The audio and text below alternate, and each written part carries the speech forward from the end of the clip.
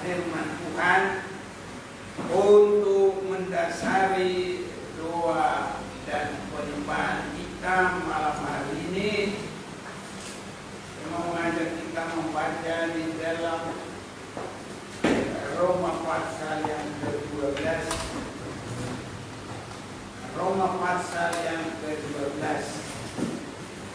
ayat yang pertama dan ayat yang kedua.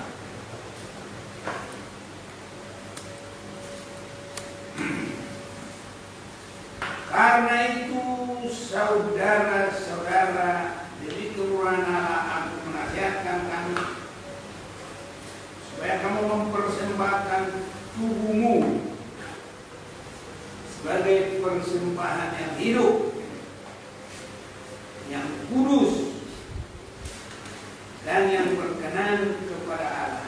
Itu adalah ibadahmu yang sejati.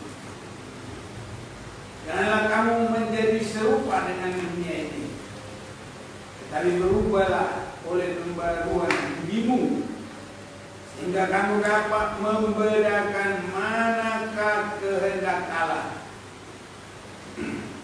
apa yang baik, yang berkenan kepada Allah, dan yang sempurna.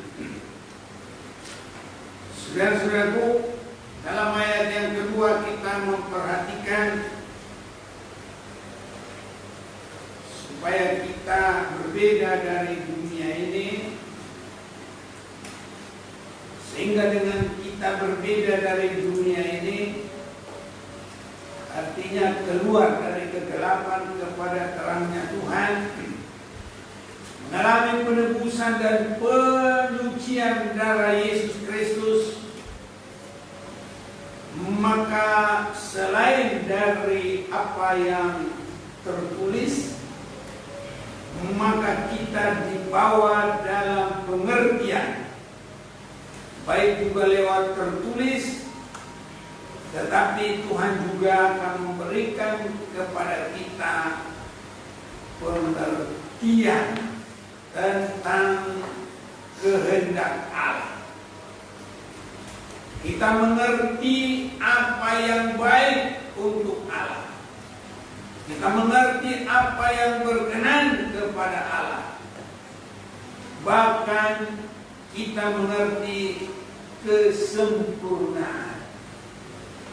Inilah kalau kita dari awalnya mengaku dosa, minta ampun, dan ada penyerahan yang sungguh, ada kerinduan yang sungguh. Jadi ibarat sekolah, kalau dilihat ada satu kesungguhan, bahkan ada bakat-bakat yang perlu dipupuk, maka banyak yang bisa memberi satu dukungan, disubsidi, ya, diberikan subsidi, ya. Jadi kalau kita juga masuk dalam perubahan, keluar dari kegelapan kepada terangnya Tuhan yang ajaib, karena kita menerima Yesus, mohon pengampunan, penyucian, ada kerinduan kepada segala kebenaran, maka kepada kita Allah memberikan pengertian. Jadi orang yang tidak mengaku dosa, tidak minta pengudusan, tidak mau mengaku dosa, ya dia biasa-biasa saja, tidak mengerti apa-apa. Salah satu contoh kita memperhatikan, kalau Nuh, orang yang takut akan Tuhan, hidup dalam kebenaran, Allah memberitahu kepadanya sampai pun hal-hal yang akan terjadi, sehingga dengan itu Nuh berani untuk bertindak menuruti firman Tuhan. Walaupun kalau menurut dunia itu kebodohan, karena dunia tidak mengerti apa yang akan terjadi, tidak mengerti bagaimana kehendak Tuhan, rencana Tuhan. Padahal Tuhan sudah mau membinasakan semua manusia, kecuali hanya orang benar. Itulah Nuh. Nuh ini sudah tidak sama dengan kehidupan dunia, sehingga Tuhan berkata, Nuh, hanya engkaulah yang benar di hadapanku. Sebabnya buatlah bahtera, aku akan membinasakan seluruh dunia. Jadi Nuh yang hidup berbeda dengan orang-orang lain. Allah memberitahu. Jadi kepada kita juga Allah akan memberikan pengertian-pengertian sampai kepada yang terjadi nanti. Tuhan memberi pengertian. Sehingga sebelum air bah terjadi, Nuh sudah lama mempersiapkan diri, bahkan bertindak satu tindakan yang menurut dunia itu adalah satu kebodohan. Lama sekali Nuh itu dipolok-polok, dianggap sinting, dianggap gila. Tapi Nuh yang mengerti kehendak Tuhan, dia tidak bergeming. Dan sampai kepada hari hanya Tuhan, maka terjadilah perbedaan orang benar dengan orang tidak benar. Pada saat Nuh sudah masuk dalam perahu, orang yang tidak benar itu sadar. Ya sadar. Mungkin bertobat, ya bertobat, tapi terlambat. Mereka mungkin berkata, kami akan melakukan apapun kehendak Tuhan, tapi mereka terlambat. Sebabnya kita juga mau beribadah dengan sungguh, bahkan untuk saat ini memberi persembahan menyembah Tuhan. Sama dengan nyanyian kita, Yesus kau layak kusembah. Jadi kita beribadah memberi persembahan kepada Allah. Satu penyembahan kita sewaktu kita masih di dalam tubuh ini, itu di dunia. Itu sebabnya di sini kita baca ayat 1, karena itu saudara-saudara, demi kemurahan Allah aku menasihatkan kamu supaya kamu mempersembahkan tubuhmu. Kita hanya masih dalam hidup ini bisa mempersembahkan tubuh. Kalau sudah mati, yang dari tanah sudah kembali ke tanah, maka yang naik nanti adalah roh kita. Ya, jadi itu sebabnya di sini harus kita mengadakan persembahan. Dan persembahan adalah yang pertama, tubuh kita ini menyembah Allah. Hidup yang sudah dibaharui, ini yang pertama. Dan kalau kita biasa tidak hanya menyembah kebiasaan-kebiasaan, tapi menyembah di dalam kebenaran, roh dan kebenaran, itu nanti kita tidak lagi menyembah di dalam tubuh pada waktunya, tapi terus hanya tinggal menyembah dalam roh dan kebenaran. Kita sudah mendapat kunci, pintu yang terbuka, kehidupan yang terus-menerus dipersembahkan dalam kebenaran, kekudusan, itu masuk Yerusalem baru. Dan nanti Allah akan menyaksikan, lihat aku jadikan semua baru. Dan di situ nanti kita akan beribadah kepada Allah tidak lagi dalam tubuh, tapi hanya di dalam roh dan di dalam kebenaran Allah itu. Itulah sasaran dari penyembahan kita sekarang. Itu sebabnya saudara-saudaraku, atau ada baiknya kita mau baca dulu Wahyu pasal yang ke-22 ini, supaya kita tetap didasari firman.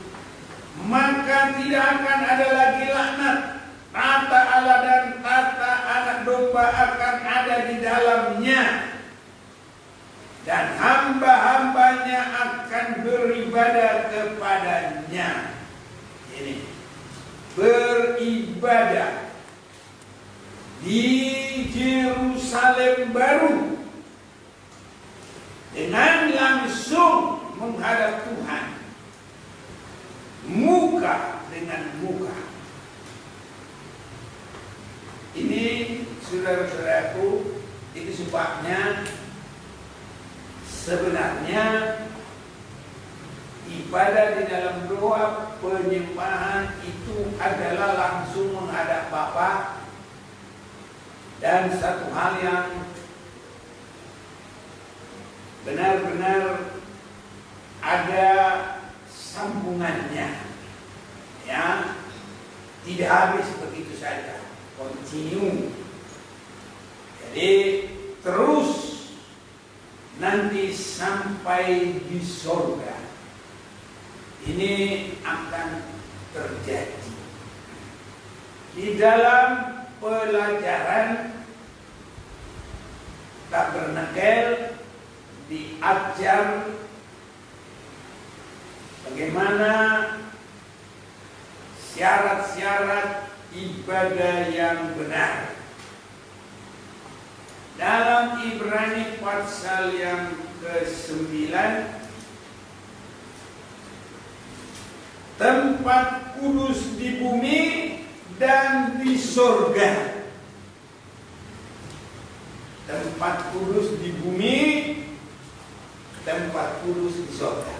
Jadi penyembahan itu menghubungkan ini. Tempat kudus di bumi, tempat kudus di surga. Itu dihubungkan dengan ibadah penyembahan. Ayat 1. Memang perjanjian yang pertama juga mempunyai peraturan-peraturan untuk ibadah dan untuk tempat kudus buatan tangan manusia. Perjanjian yang pertama, nah inilah perjanjian yang pertama. Oh ya, mati. Oh ya, ini perjanjian yang pertama. Tuhan berkata kepada Musa di dalam Keluaran pasal 25, Musa, buatlah tempat kudus bagiku. Nah, itu. Baru ayat 2 dalam Ibrani ini kita baca. Sebab ada dipersiapkan suatu kemah, itu bagian yang paling depan. Dan di situ terdapat kaki dia dan mesbah dengan roti sajian. Bagian yang paling depan, dan di situ terdapat kaki dia dan meja dengan roti sajian. Bagian ini disebut tempat yang kudus. Jadi karena pintunya dari sini, maka inilah yang disebut kemah yang pertama. Luasnya 10 kali 20, dan di sini tempat kemah yang kedua 10 kali 10. Karena sudah ada tingginya 10 kali 10, jadi 1000. Karena ini sudah ada juga tingginya, jadi 10 kali 20 tingginya 10, 2000. Itu zamannya pergumulan gereja bertahun. Di belakang tirai yang kedua terdapat suatu kemah lagi yang disebut tempat mahfuz. Nah, ini tadi yang pertama 10 kali 20. Nah, ini yang kedua. Dan ini namanya tempat mahfuz. Yang disebut tempat yang mahfuz. Dan di situ terdapat misbah pembakaran ukuban dari emas dan tabut perjanjian yang seluruhnya disalut dengan emas. Di dalam tabut perjanjian itu tersimpan buli-buli emas berisi mana tongkat harum yang pernah bertunas dan loh-loh batu yang bertuliskan perjanjian. Jadi ayat yang keempat ada hal rahasia yang besar. Apa yang disebutkan? Dan di situ terdapat misbah pembakaran ukuban. Ini misbah pembakaran ukuban. Ada namanya di sini misbah. Apa nih? Rupa emas. Nah, ini sama. Jadi ini berpindah ke sini. Tapi ini sama ini tidak. Cuma satu ini berpindah ke sini. Nah, inilah luar biasa kalau kita setia menyembah, itu nanti kita langsung menghadap Bapa. Tetapi supaya itu terjadi lewat perobekan tirai. Nah, tirai adalah kedagingan kita. Kalau menyembah terus kedagingan kita itu dibongkar, dimatikan, kita lihat firman Tuhan, kita cocokkan sehingga tidak ada salah dalam firman. Seperti Yesus berdoa, bukan kehendakku, kehendakmu lah yang jadi. Itu harus bisa bagi kita setiap firman, tidak ada yang kita tolak. Dari situ kita menyembah, nanti ini bisa berpindah. Jadi di sini tadi ada 3 alat, jadi tinggal 2. Jadi tinggal ini masuk di sini.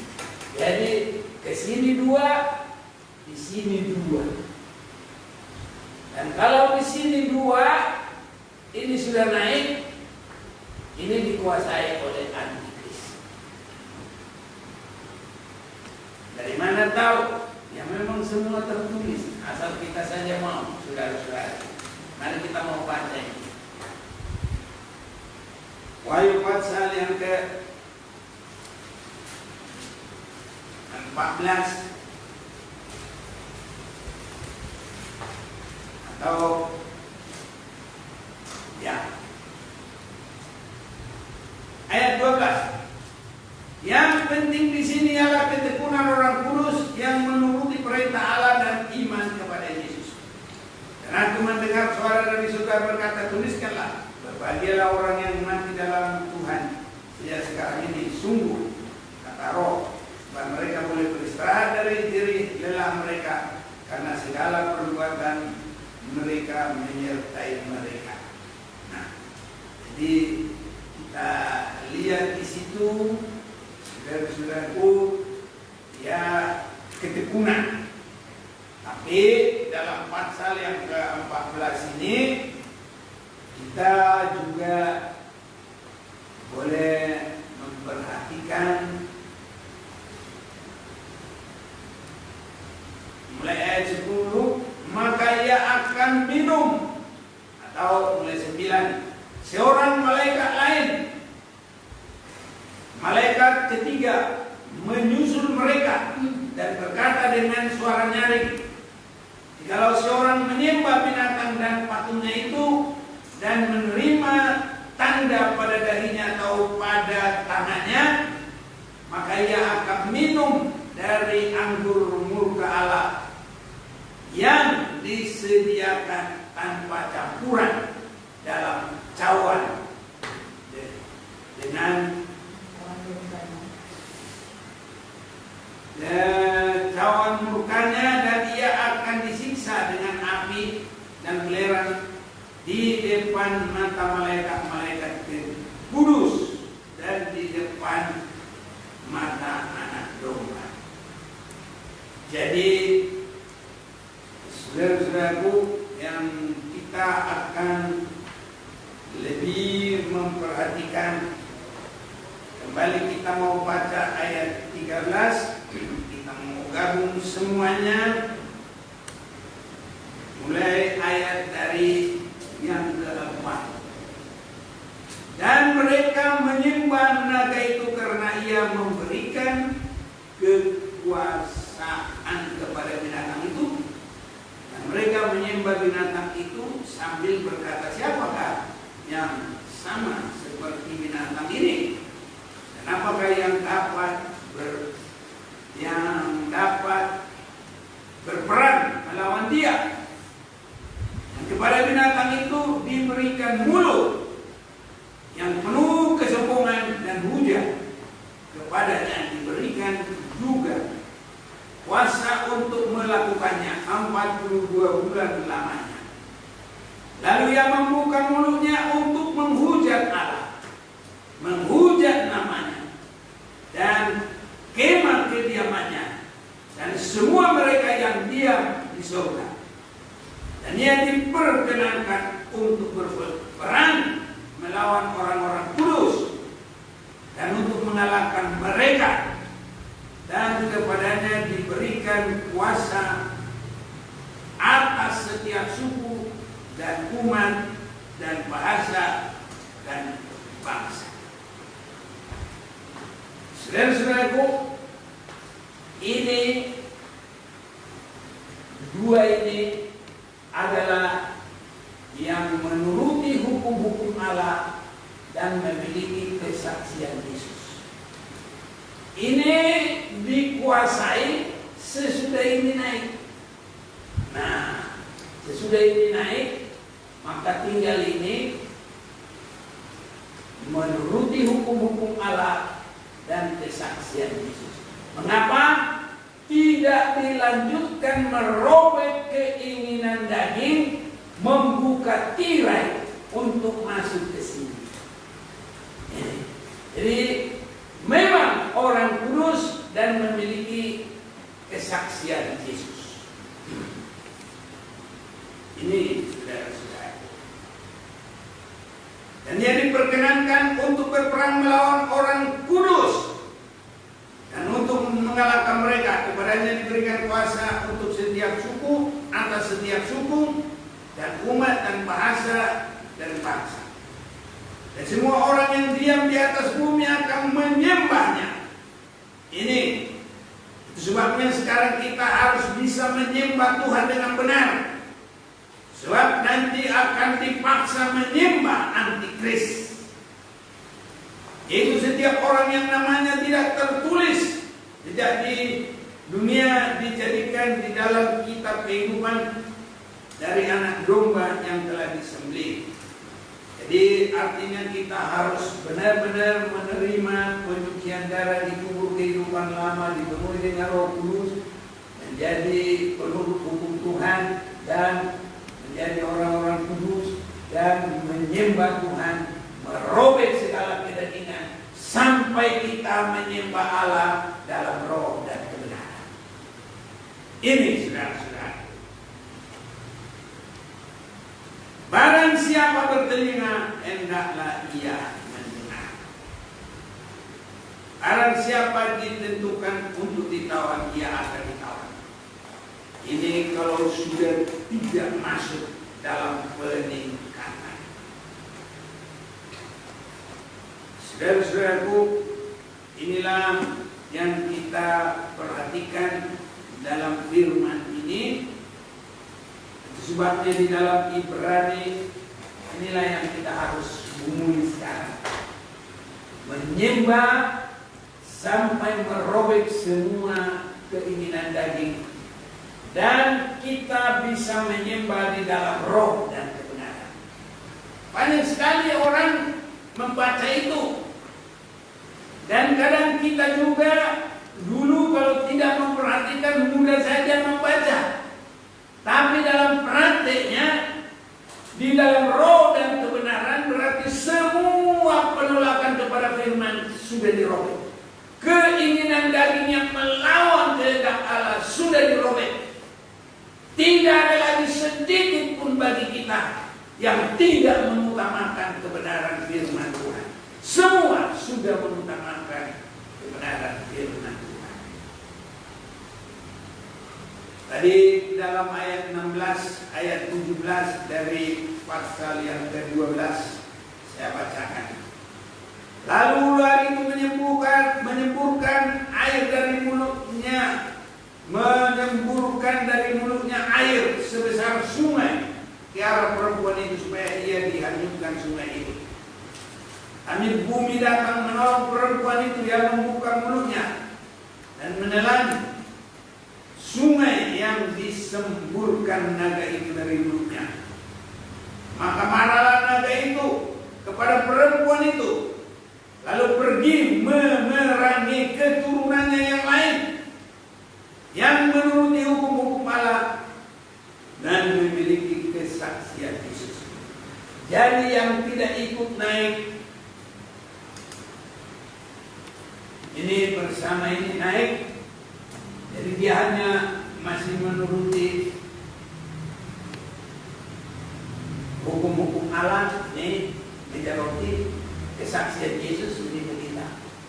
Jadi ini sudah diserahkan, makanya ini yang naik, sehingga ruangan ini sudah bisa dikuasai antikris. Sebab yang tidak bisa dilaksanakan oleh antikris adalah menyembah Allah, tapi dia menarik penyembahan untuk dirinya. Kalau mengerti firman, ya mengerti kesaksian Yesus, semua bisa dia lakukan. Tapi yang satu dia tidak bisa lakukan adalah tunduk kepada Allah. Itu sebabnya sangat penting kita harus masuk dalam penyembahan yang benar. Dan hanya itu menjadikan iblis tidak akan lagi menyerang kita. Dan itu menjadikan kita masuk dalam pemeliharaan. Sehingga ini ruang yang tidak bisa dikejar oleh iblis. Dan di sini sudah menjadi dua. Satu, putih perjanjian. Dan ini sudah naik menurut tadi di dalam Ibrani pasal yang ke-9, apa yang kita sudah baca. Sebabnya saat ini kita menggumuli, memperhatikan hal-hal yang masih tertahan, sehingga banyak kita tidak bisa melakukan firman. Jadi kita harus bisa menggumuli seperti Abraham. Tuhan berkata, sampai Abraham persembahkan anakmu, dia siap. Tak ada yang dia tolak. Saudaraku, itu menunjuk kepada kita tidak ada lagi keinginan daging yang dipertahankan. Untuk kebenaran firman semua siap. Dan kiranya Tuhan tolong kita untuk semakin bisa demikian. Kalau bisa demikian, antikris tidak bisa menyerang kita. Hanya itu tempat persembunyian. Banyak orang dari caranya sendiri, ibadahnya sendiri. Ada beberapa orang-orang kaya, mereka kumpul makanan di satu tempat. Katanya nggak bisa dijangkau antikris. Semua di bumi ini bisa. Sekarang aja satelit tahu semua di mana-mana.